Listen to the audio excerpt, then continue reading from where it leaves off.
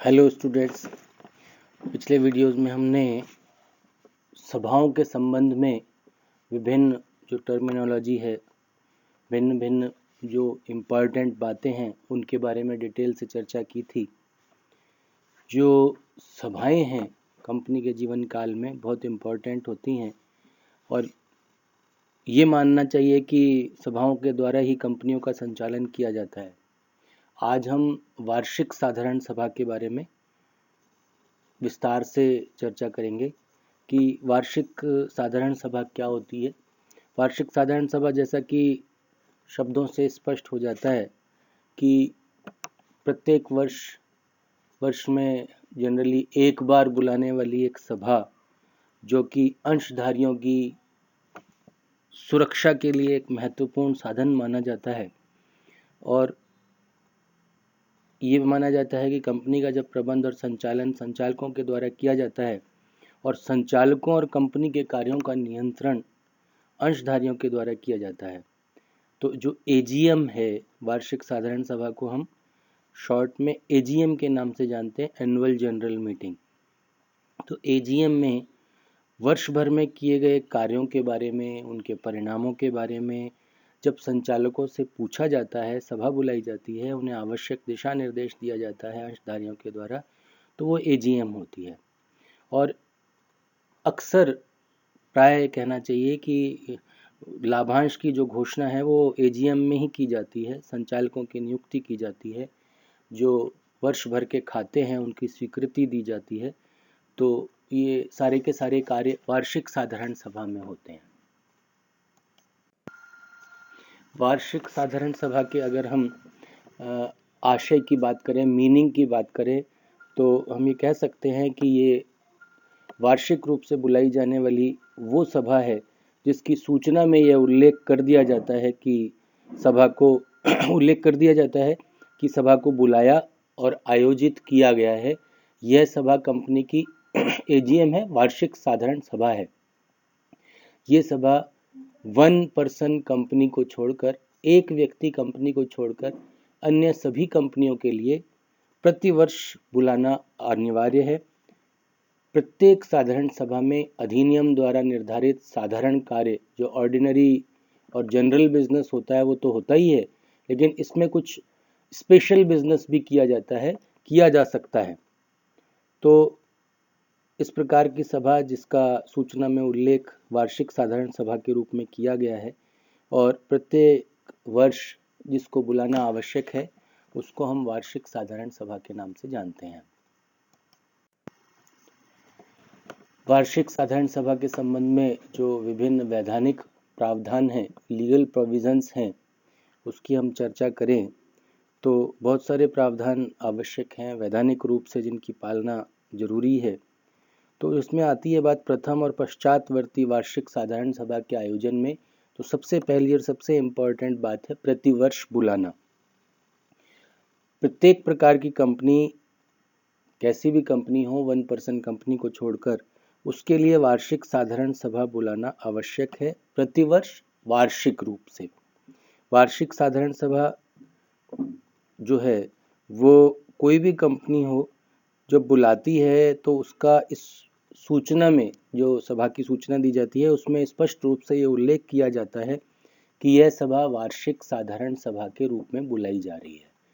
और एक व्यक्ति कंपनी, 1 पर्सन कंपनी को छोड़कर प्रत्येक प्रकार की कंपनी को ये प्रतिवर्ष बुलाना आवश्यक है।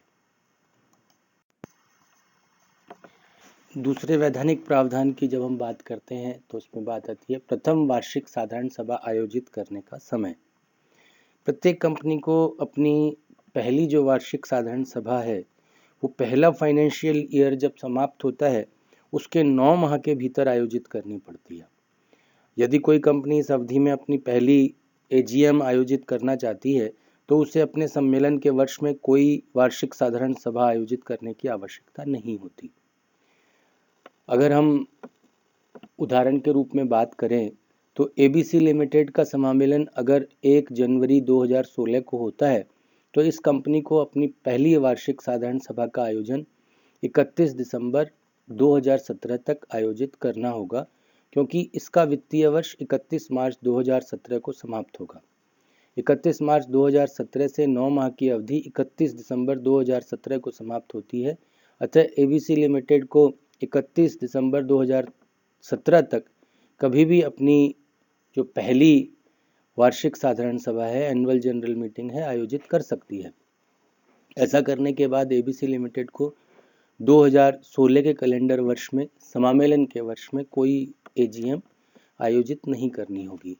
तो पहली जो वार्षिक साधारण सभा है, पहला वित्तीय वर्ष समाप्ति के 9 माह के भीतर भीतर आयोजित की जा सकती है। पश्चातवर्ती या आगामी वार्षिक सभाओं का समय, जब हम उसके बाद पहली वार्षिक साधारण सभा के बाद की जो पश्चातवर्ती सभा है उसकी बात करते हैं या आगामी वार्षिक सभाओं की बात करते हैं, तो पहली वार्षिक साधारण सभा के पश्चात होने वाली प्रत्येक वार्षिक साधारण सभा कंपनी के वित्तीय वर्ष की समाप्ति के 6 माह के भीतर आयोजित करनी होती है। तो जो कंपनी का वित्तीय वर्ष समाप्ति के 6 माह के भीतर भीतर उसके आगामी जो वर्षों की सभाएं हैं, एजीएम है, वो आयोजित करनी है।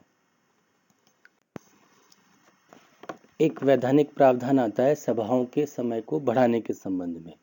तो सभाओं के समय के बढ़ाने के संबंध में जो प्रावधान है, उसमें ये माना जाता है कि प्रत्येक कंपनी को अपनी पहली वार्षिक साधारण सभा जो प्रावधानों के अनुसार है, जो निर्धारित समयावधि, उसी में आयोजित करनी होगी और उसके आयोजन की समय सीमा को नहीं बढ़ाया जा सकता।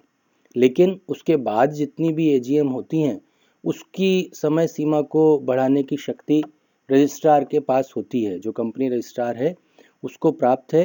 तो रजिस्ट्रार किसी विशिष्ट कारण के आधार पर किसी भी एजीएम की समय सीमा को बढ़ा सकता है, लेकिन उसको पहली सभा है, एजीएम है, पहले वर्ष की सभा, उसको छोड़कर किसी भी वार्षिक साधारण सभा के समय की सीमा को 3 माह तक बढ़ा सकता है। 3 माह तक बढ़ा सकता है कोई भी रजिस्ट्रार। 2 सभाओं के बीच अंतराल। अब बात आती है कि 2 सभाओं के बीच अंतराल क्या हो। तो ये तो हम ऊपर स्पष्ट रूप से समझ ही चुके हैं कि कोई भी रजिस्ट्रार पहली एजीएम के अलावा बाकी की जो भी पश्चातवर्ती एजीएम हैं, उसमें समय सीमा को 3 माह तक बढ़ा सकता है। लेकिन उसमें ये बात है कि कंपनी के वार्षिक लेखा के अंकेक्षण में विलंब को सामान्यतः वार्षिक साधारण सभा के समय को बढ़ाने का एक कोई विशेष कारण नहीं माना जा सकता। लेकिन जो 2 सभाओं के बीच अंतराल की बात आती है, वो 15 माह से अधिक का नहीं हो सकता। यदि रजिस्ट्रार सभा के समय को बढ़ा भी देता है तो अंतराल ज़्यादा से ज़्यादा 18 महीने का हो सकता है। रजिस्ट्रार 3 महीने तक बढ़ा सकता है, तो ये अंतराल अधिकतम 18 माह का हो सकता है। प्रत्येक कंपनी को अपनी वार्षिक साधारण सभा में समय को निर्धारित करते समय कुछ बातों पर विचार करना होता है। उसमें पहली बात आती है कि कंपनी की प्रथम वार्षिक साधारण सभा उस कंपनी के पहले वित्तीय वर्ष की समाप्ति के 9 माह के भीतर आयोजित कर ली जानी चाहिए। उसके बाद प्रत्येक कंपनी प्रतिवर्ष अपनी वार्षिक साधारण सभा प्रत्येक कैलेंडर वर्ष में आयोजित करती है और यह सभा उस वर्ष के वित्तीय वर्ष की समाप्ति के 6 माह के भीतर करना होगा। यदि रजिस्ट्रार सभा को आयोजित करने के समय को बढ़ाता भी है, जो ज़्यादा से ज़्यादा 3 माह का हो सकता है, तो वह उस बढ़ाए गए समय में अधिकतम 9 माह में आयोजित करनी आवश्यक हो जाएगी। लगातार जो 2 सभाएं होती हैं, वार्षिक साधारण सभाओं के बीच का समय 15 माह से ज़्यादा नहीं होना चाहिए। और यदि रजिस्ट्रार सभा आयोजित करने के समय को बढ़ा देता है तो वह सभा 15 माह और बढ़ाए गए समय जो ज़्यादा से ज़्यादा 3 माह का हो सकता है के भीतर अधिकतम 18 महीने के भीतर आयोजित कर ली जानी चाहिए। इस प्रकार 2 निरंतर वार्षिक साधारण सभाओं के बीच का जो समय अंतराल है वो किसी भी दशा में 18 माह से अधिक का नहीं हो सकता। यदि कोई भी कंपनी इन बातों की अवहेलना करती है, इनकी पालना नहीं करती, तो ये अपराध के बराबर माना जाता है। कंपनी अपराध के बराबर एक कृत्य करती है। ये भी स्पष्ट है कि अगर कोई किसी कंपनी के वित्तीय खाते तैयार नहीं होते, वार्षिक खाते तैयार नहीं होते, तो साधारण सभा नहीं रोकी जा सकती। कंपनी को अपनी कानूनी जो लिमिट्स हैं, सीमाएं हैं, उनके भीतर ही एजीएम बुलानी चाहिए और वार्षिक खाते प्रस्तुत करने के अतिरिक्त सभी कार्य करने चाहिए। सभा के अन्य कार्यों के पूरा हो जाने पर एक संकल्प पारित कर उस वार्षिक साधारण सभा को स्थगित किया जा सकता है। स्थगन प्रस्ताव में तिथि और समय निश्चित करनी होगी, जिस तिथि और समय पर कंपनी के वार्षिक खाते प्रस्तुत किए जा सकते हैं। बहुत सारे न्यायिक व्यवस्थाओं में वार्षिक साधारण सभा के संबंध में कुछ विशेष बातें आती हैं, जिसमें सबसे इम्पॉर्टेंट बात यह है कि कंपनी को अपने वार्षिक साधारण सभा यथा समय करनी आवश्यक है, चाहे उसमें प्रस्तुत करने के लिए कंपनी के लेखे तैयार हों या ना हो। और दूसरी सबसे इम्पॉर्टेंट बात है कि प्रत्येक कंपनी को अपनी वार्षिक साधारण सभा निश्चित समय पर यथा समय पर करनी होगी, चाहे उस कंपनी ने संबंधित वर्ष में कोई कार्य व्यवसाय किया हो या नहीं किया हो। यानी कि अगर कोई कंपनी बंद भी पड़ी हुई है तो भी उसको वार्षिक साधारण सभा आयोजित करनी आवश्यक है। तो मित्रों, ये हमें स्पष्ट रूप से समझ में आता है कि वार्षिक साधारण सभा वर्ष में एक बार आवश्यक रूप से बुलाई जाने वाली एक सभा है, जिसको हम वार्षिक साधारण सभा, एनुअल जनरल मीटिंग या पॉपुलर नेम जो इसका एजीएम है उसके नाम से जानते हैं। और इसमें साधारण कार्य तो होते ही हैं, होने आवश्यक हैं ही, इसके साथ साथ कुछ विशेष कार्य भी किए जा सकते हैं। निश्चित बात है कि जब इसका नाम वार्षिक साधारण सभा है तो वार्षिक रूप से इसको प्रतिवर्ष बुलाना अनिवार्य है। किसी वजह से कोई विशेष कारण हो तो 3 महीने का समय बढ़वाया जा सकता है कंपनी रजिस्ट्रार के द्वारा, लेकिन उसको बुलाकर समय पर, निश्चित समय पर उसको कार्य जो होता है उसको पूरा करना आवश्यक हो जाता है। अदरवाइज न्यायालय भी उसमें हस्तक्षेप कर सकता है। तो न्यायालय भी ये मानता है कि वार्षिक साधारण सभा यथा समय करनी आवश्यक है, चाहे कंपनी के वार्षिक लेखे तैयार हों या ना हो, चाहे कंपनी बंद पड़ी हुई हो तो भी उसको यथा समय कार्य व्यवसाय करना पड़ेगा। तो इस प्रकार से ये वार्षिक साधारण सभा के समय बहुत मोटे मोटे जो आवश्यक वैधानिक प्रावधान हैं उनकी हमने चर्चा की। आगे के वीडियो में हम आगे की बात करेंगे वार्षिक साधारण सभा के संबंध में।